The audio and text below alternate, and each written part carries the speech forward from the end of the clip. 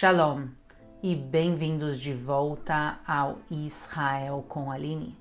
Estamos vivendo dias muito tristes. No sábado, dia 7 de outubro, Israel foi atacado de uma maneira cruel e desumana pelo grupo terrorista Hamas. E nossos corações doem por todas as vítimas inocentes desse conflito, principalmente as crianças. Mas hoje vamos falar de como esse conflito começou. Vamos entender a história do povo de Israel e do povo palestino desde os tempos bíblicos até os dias de hoje. Bom, vamos começar.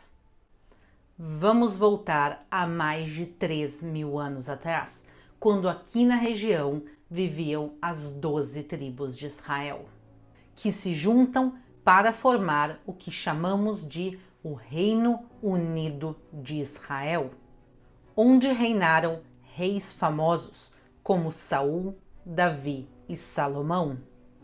E nos séculos seguintes houveram diferentes reinos judaicos aqui na região, o reino de Israel, o reino de Judá, o reino asmoneu, que foram interrompidos por diferentes períodos de invasões e governos estrangeiros, como os babilônios, os persas e os gregos. Mas a história do povo de Israel começa a mudar com a invasão romana no ano de 63 a.C. Os romanos começam a oprimir o povo de Israel, o que gera a grande rebelião judaica, que termina com a vitória romana. A destruição de Israel, a destruição do Templo de Jerusalém e também com o exílio de parte do povo. E a situação para o povo de Israel piora ainda mais a partir do ano de 130 depois de Cristo, quando o imperador romano Adriano faz uma grande campanha anti-judaica aqui na região.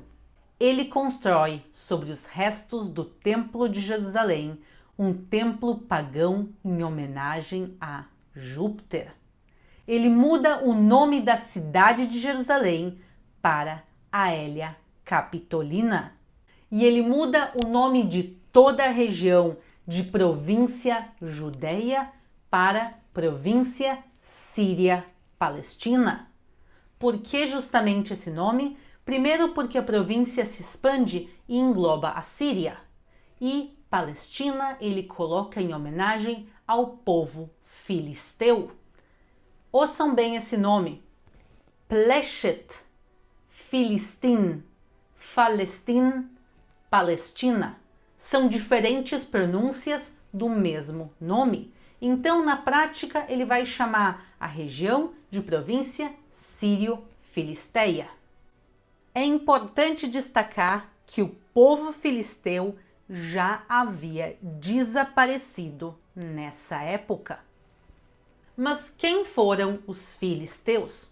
Os filisteus eram um povo pagão de origem europeia que chegaram aqui na região há por volta de 3.200 anos atrás. E eles viveram muitos séculos aqui na região, principalmente na zona do litoral, até serem expulsos pelos assírios e babilônios. Os palestinos atuais, eles não são descendentes dos filisteus. Daqui um pouquinho a gente vai falar da origem histórica e bíblica do povo palestino. Mas vamos voltar ao imperador Adriano. O que acontece depois dessa grande campanha anti-judaica? Começa outra rebelião do povo de Israel, a rebelião de Bar Kokhba, que termina mais uma vez com a vitória romana. Centenas de milhares de judeus vão ser mortos, muitíssimos outros expulsos e exilados. E então os judeus passam a ser a minoria na terra de Israel. Quer dizer, há judeus vivendo em Israel ininterruptamente há mais de 3.000 anos. Mas a partir do ano de 136 depois de Cristo, os judeus passam a ser a minoria em Israel e a maior parte do povo, então, vive no exílio. Depois dos romanos, quem controla a região é o Império Bizantino. E em 638 d.C. acontece a primeira conquista árabe da região, o Império Árabe Muçulmano originário da Península Arábica conquistam toda a região e criam um grande califado. Mas quem são os árabes biblicamente falando? Eles são descendentes de Ismael, que é o filho de Abraão com a escrava Agar. Na Bíblia, eles também são chamados de ismaelitas. E essa imigração árabe que começa no século VII com a conquista muçulmana segue nos séculos seguintes.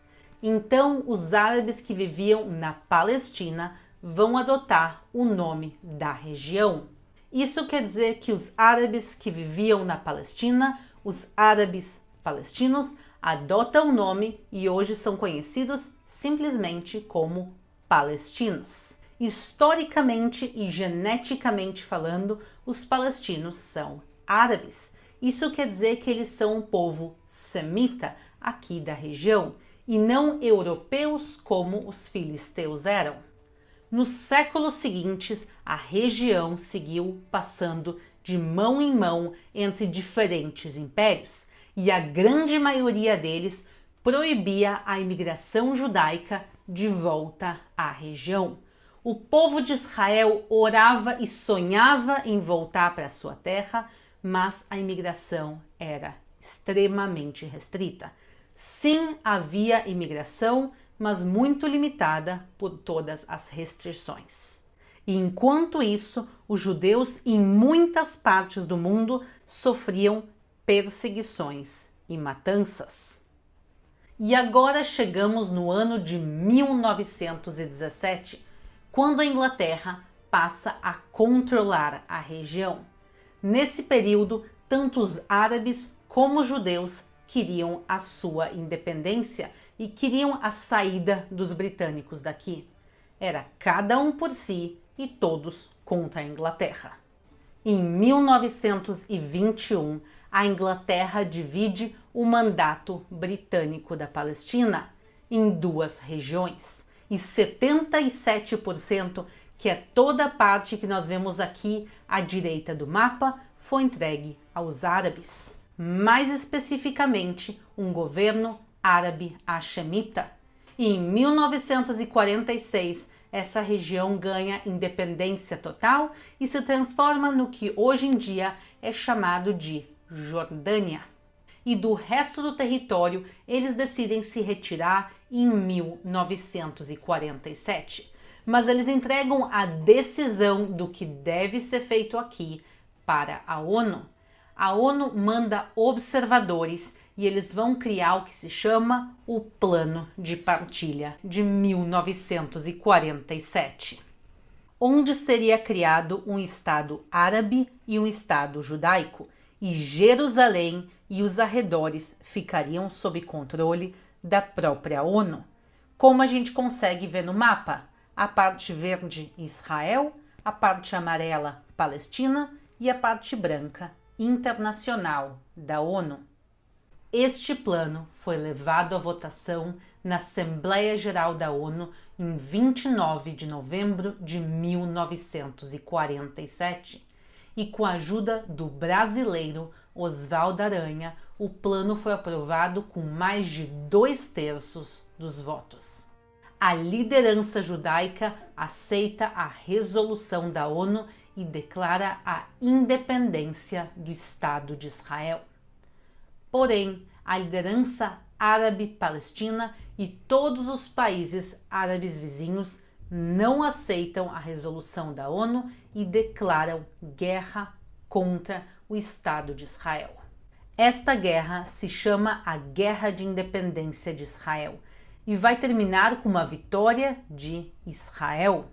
Como vemos no mapa, Israel acrescenta territórios, como Jerusalém Ocidental. e a grande parte do território destinado aos árabes palestinos é conquistado pela Jordânia e pelo Egito. Em 1967, outra vez, países árabes se reúnem para atacar simultaneamente Israel. E outra vez, Israel sai vitorioso. Mas dessa vez, não só Israel vence a guerra, como vence em somente 6 dias e mais que triplica o seu território, conquistando as colinas do Golã, Jerusalém Oriental, a Cisjordânia, a faixa de Gaza e toda a península do Sinai. Realmente uma vitória extraordinária do exército de Israel. Mas, infelizmente, as guerras continuam. Em 1973, países árabes lançam um ataque surpresa contra Israel no que a gente conhece hoje em dia como a Guerra do Yom Kippur.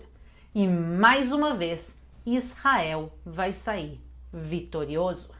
Nos anos seguintes, Israel cria um plano chamado Terras por Paz, onde Israel entregaria aos árabes terras em troca de paz. E o primeiro país a aceitar esse acordo foi o Egito em 1979, quando Israel devolve toda a península do Sinai em troca de paz. Porém, o Egito não aceita receber de volta a faixa de Gaza, e ela segue nas mãos de Israel por mais alguns anos. O próximo acordo assinado foi em 1993, entre Israel e a OLP, a Organização de Libertação da Palestina, o que a gente conhece como os Acordos de Oslo, onde Israel entrega parte da Cisjordânia e a maior parte da faixa de Gaza. E então se cria a Autoridade Palestina, que é o governo que deveria governar estas regiões. Quer dizer, é uma região auto-administrada, com seus próprios impostos, polícia, sistema de saúde, educação e outras coisas. E as negociações deveriam continuar nos anos seguintes até ser possível a independência da Palestina e a criação do Estado palestino. Porém, o que acontece é que as negociações foram interrompidas e a independência palestina nunca declarada. Mas as coisas mudam mais uma vez em 2005, quando Israel decide fazer uma retirada unilateral de Gaza. Isso quer dizer que Israel retira todos os judeus e israelenses de dentro da faixa de Gaza, tanto civis como militares, e entrega toda a faixa de Gaza para a Autoridade Palestina, com o objetivo de, assim, avançar o processo de paz. Porém, isso tem um efeito contrário, porque em 2007 o grupo terrorista Hamas deu um golpe de Estado dentro da faixa de Gaza e toma o poder à força da Autoridade Palestina. O Hamas mata mais de 160 palestinos e fere mais de 500, e centenas fogem para a Cisjordânia. E isso é muito importante para a gente entender a guerra atual, pois na prática existem hoje em dia duas Palestinas. Uma delas é a faixa de Gaza, esse pequeno território que faz fronteira com Israel e também com o Egito. Ele é 100% palestino desde 2005, quando Israel se retirou. E quem controla ele hoje em dia é o grupo terrorista Hamas. E o outro território palestino fica dentro da Cisjordânia. É o que a gente chama de Zona A e B, e ela é controlada pela Autoridade Palestina e pelo Partido Fatah. E dentro desse território também é proibido para judeus israelenses morarem. Judeus podem morar na Cisjordânia, mas somente na Zona C, que é a zona, hoje em dia, de controle israelense. Israel e a Autoridade Palestina têm acordos diplomáticos, cooperação econômica, civil e militar. E a autoridade palestina não tem envolvimento na atual guerra entre o Hamas e Israel. Pelo contrário, nós vimos essa semana que o Mahmoud Abbas, também conhecido como Abu Mazen, que é o presidente da autoridade palestina, ele falou claramente que os atos terroristas do Hamas não representam a população palestina. E por isso, agora que nós vamos falar da atual guerra entre Israel e o Hamas, nós vamos falar da faixa de Gaza e não da Cisjordânia. No dia 7 de outubro, o Hamas perpetrou um grande ataque terrorista contra Israel, matando mais de 1.300 pessoas, a grande maioria civis. Mataram famílias inteiras, decapitaram crianças e bebês, estupraram mulheres e queimaram pessoas vivas, e sequestraram por volta de 200 pessoas, entre eles israelenses e estrangeiros. Não é possível descrever o horror e a barbárie que foi feito pelos terroristas. Eu não vou entrar em mais detalhes, porque eu estou começando o 9º mês de gestação, eu não sou capaz de falar sobre isso, sobre ver esse assunto, e eu também já tive vídeos censurados aqui no YouTube na última semana, mas nós sabemos que esse foi o maior massacre de judeus desde o Holocausto. E por isso Israel declarou guerra contra os terroristas do Hamas. Vejam que essa guerra não é contra os palestinos, contra a faixa de Gaza, muito menos contra a autoridade palestina. Essa guerra é contra o terrorismo e contra o Hamas. Eles que deram um golpe na faixa de Gaza e oprimem o povo palestino, usam os palestinos como escudos humanos e matam qualquer um que seja contra a sua ideologia radical. Eles roubam a ajuda humanitária da população inocente e usam o dinheiro e recursos recebidos para investir no terror contra Israel e sua própria população. Esse vídeo que estamos vendo foi feito pelo próprio Hamas e ele mostra eles roubando encanamento de água em Gaza e usando para produzir mísseis. E parte deles foram lançados contra Israel nessa última semana.